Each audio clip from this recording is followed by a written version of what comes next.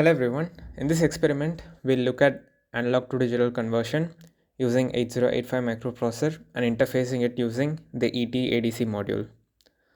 Let us first look at the objectives of the experiment.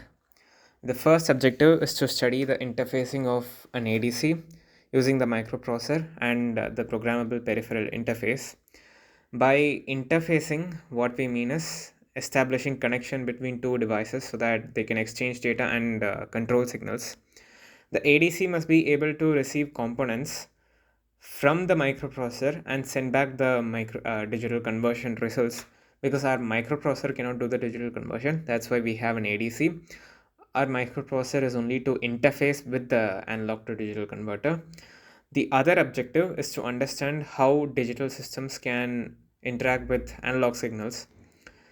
Since, just as I just explained, the microprocessor cannot directly process analog voltages, the ADC acts as a bridge between the analog world and the digital processor. This experiment would demonstrate how analog voltage measurements can be translated into digital values that the processor can store and manipulate. Let us look at the apparatus and the devices used in the experiment. This you can see here is the microprocessor training kit produced by Excel Technologies. This is ET-8085AD LCD. This is a 26-pin FRC cable, as you can see here. Also, we have also used connecting wires in the experiment. This is the analog to digital conversion kit. You can see this here, Excel Technologies ADC0809. This is an analog to digital interfacing card. You can see the LEDs here. These are the LEDs which correspond to the digital value which is produced. That is, for the highest digital value possible, all the lights would be on, and for the lowest value possible, all the lights would be off, which is 0. The 8255I pin of the port is connected to the J1 pin of the interfacing module. So now we look at what analog to digital conversion means. First of all, an analog to digital converter, as the name tells, is a device that converts analog voltage into a discrete digital number. The digital number corresponds to the amplitude of the voltage at the time of measurement. For example, if we have a voltage like this and we are measuring the digital value at this specific point of time, then the discrete digital value would correspond to this amplitude of the voltage, which we can assume to be A. The kit we have used here is ADC0809, which is an 8-bit approximation, meaning since it has 8 bits, it can have a total of 2 power 8, which is equal to 256 different numbers. So if we have a value of 5 volt to be maximum, then it means for any value of voltage between 0 and 5 volt, we can have 256 different discrete values, which would mean one discrete value would correspond to 5 divided by 256, which is approximately equal to 19.53 millivolts. 5 divided by 256 volts, which is approximately equal to this. So in the end of the day, whatever we are doing will be an approximation of the analog voltage into a digital voltage.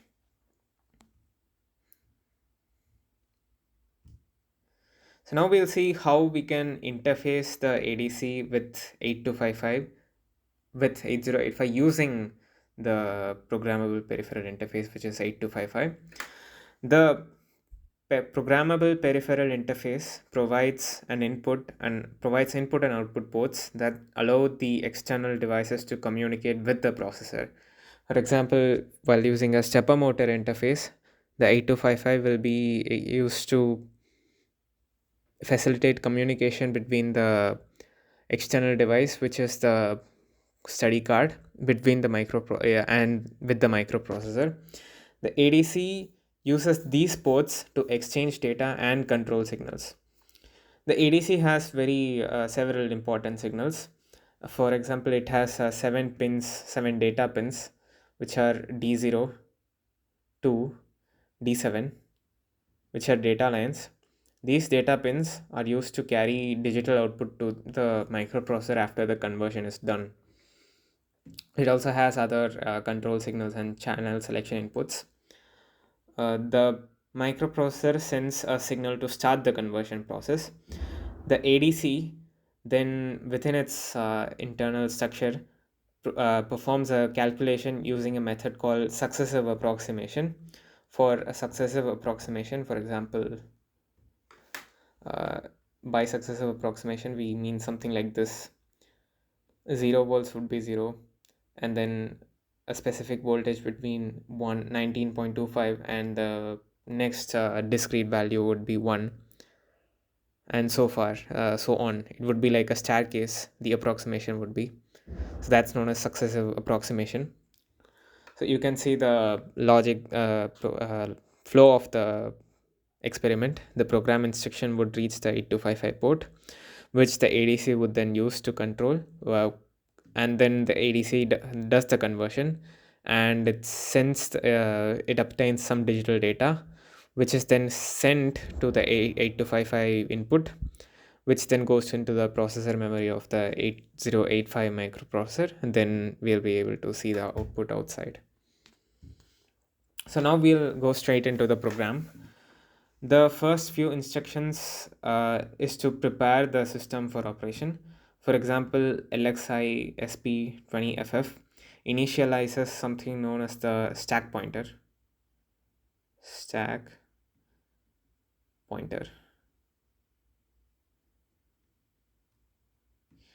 So what the stack pointer does is it points to the top of the stack of programs. There is also one more thing known as program counter. Program counter is something that increments itself after each instruction is done. It points to the next instruction that has to be performed. Stack pointer points to the top of the stack of program that needs to be performed. That's what this does. This is the hex code, which is actually something that we enter in the microprocessor training kit. Hex code. And these are the mnemonics. These are the addresses. The mnemonics are used for understanding, although we cannot actually enter them in the microprocessor training kit. The stack is a region of memory used to store return addresses when subroutines are called. By initializing the stack pointer, we are ensuring that the subroutine calls work correctly during program execution. By subroutines, I mean the functions that are within the internal structure of the ADC, which are used to perform the calculations for conversion. The next instructions called subroutines responsible for initializing the LCD display. These subroutines prepare the display so that the converted digital value can be shown to the user. This is actually necessary because only then we can see the output at the LCD screen. And at the end, the program loads the register. For example, at the LCD, we can see something known as digital data.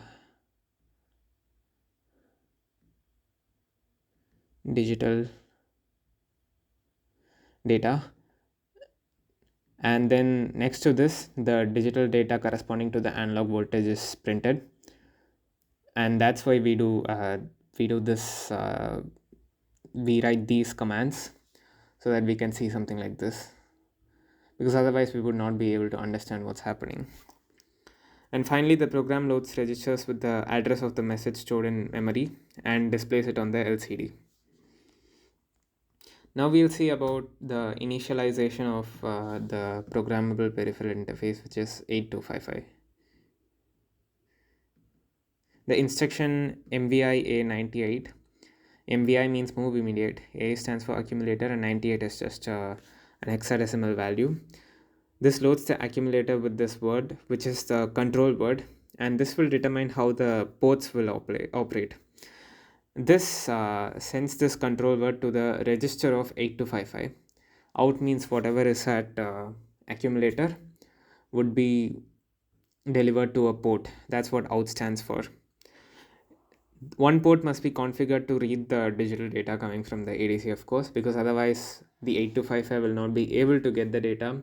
And if the 8255 doesn't get the data from the ADC, we will not be able to get a data at the LCD screen. So from ADC, it goes to 8255. And from the Programmable Peripheral Interface, we are able to get the output in 8085.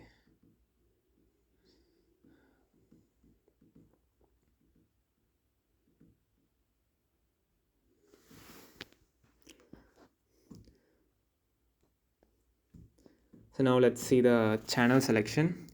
This instructions select the ADC input channel.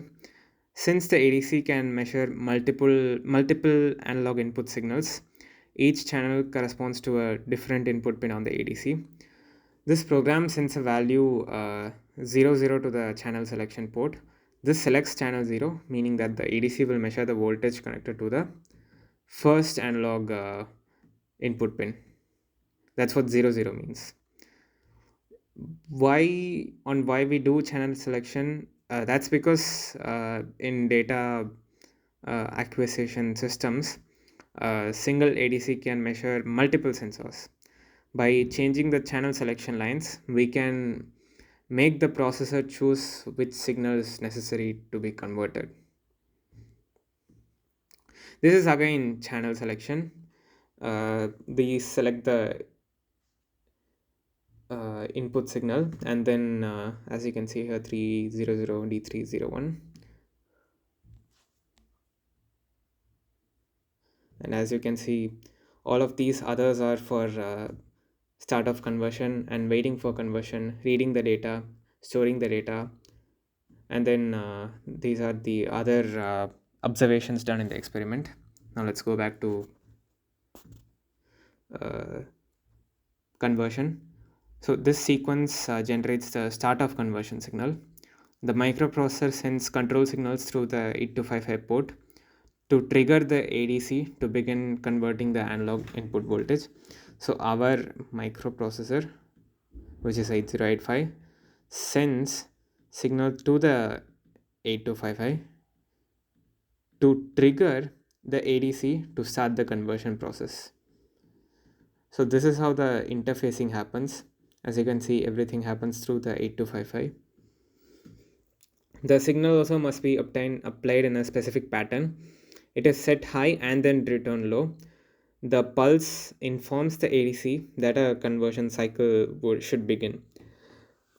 That is some signal like this. So this is the control signal of the 8085. Only if this signal is received by the ADC, the conversion would begin. The ADC then internally compares the input voltage with some reference levels to output the corresponding digital value.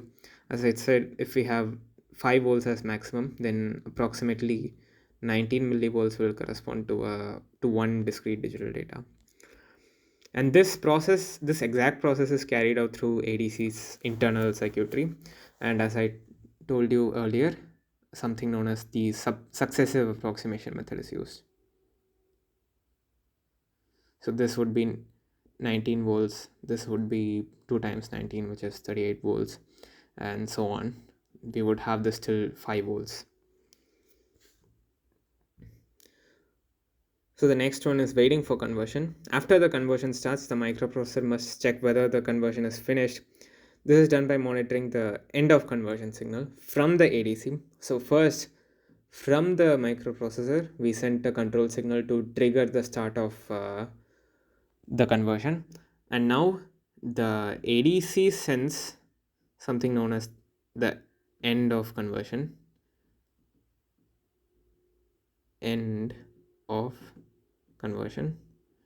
to the microprocessor, of course through 8255. This process is also known as polling. Polling means the processor continuously checks the status of the signal until the condition is met. polling.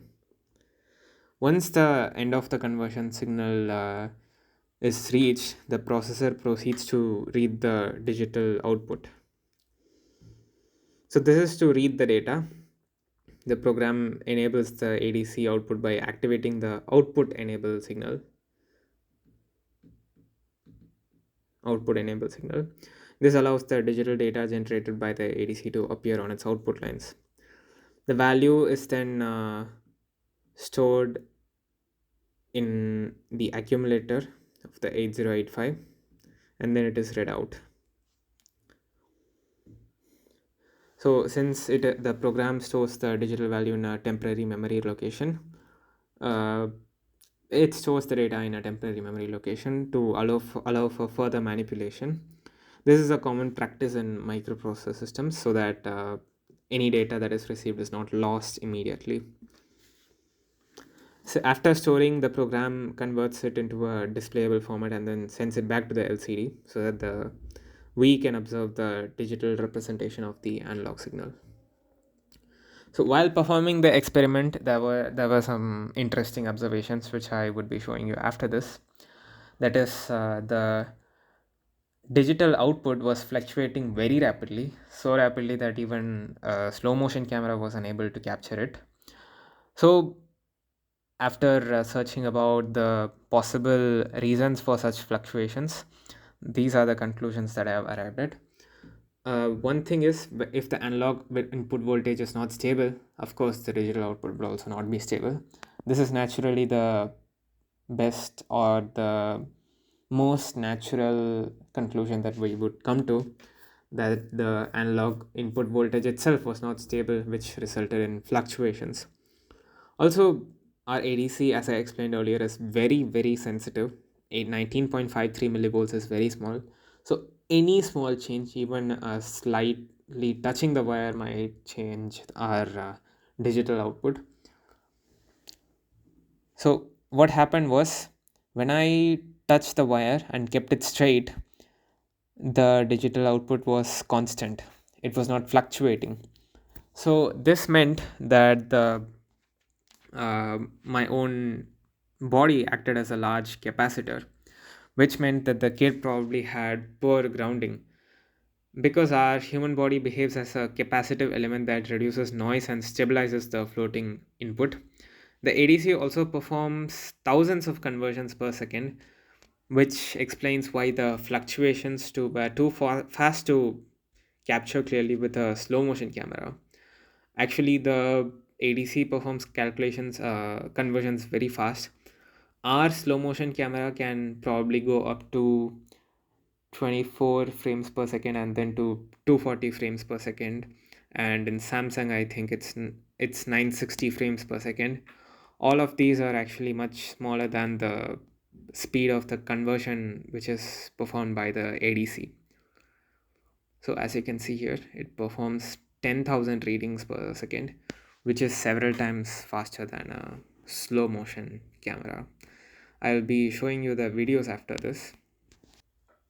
So you can see the first video here. I'll play it. So you can see how fast it is fluctuating.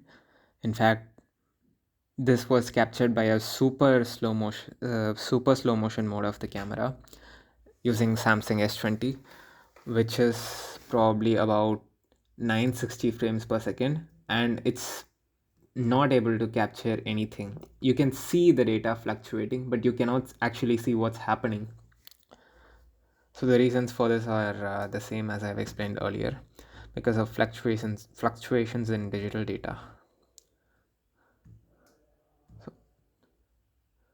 So you can see it's fluctuating very rapidly, and after I touch this, you can see that it's constant, and it starts fluctuating again. You can see the LEDs fluctuating as well. It's constant now. So this interesting observation, as I explained earlier, is probably because this specific kit had poor grounding. You can see it once again here.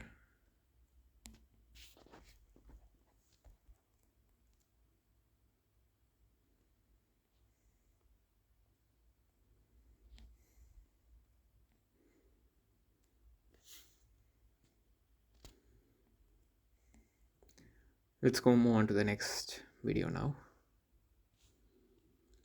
So this is when it was working perfectly. This was done using a different kit and different interfacing module actually. So it's 0 and the knob is tilted to 0. 0A 71.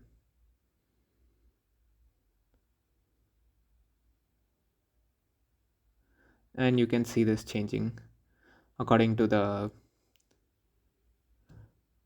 analog input voltage.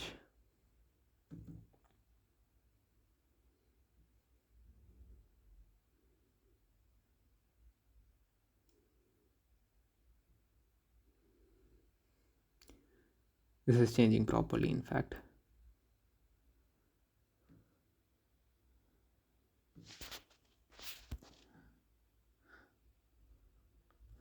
I can also show you one more interesting observation.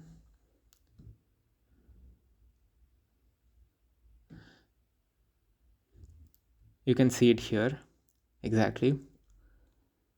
This is exactly what I have done is I have measured the digital output at certain angles of the knob, and at 0 degrees it was about 0 0, and at of course at 360 degrees it was something like FF, and I also measured it at 90 degrees and about at 180 degrees, and I actually measured the digital output at all of them, and I tried to plot a graph between the angles and the digital output, and it was more or less linear. There are some outliers, but it was mostly linear. This could help us to verify the linearity of the digital ADC, analog to digital converter.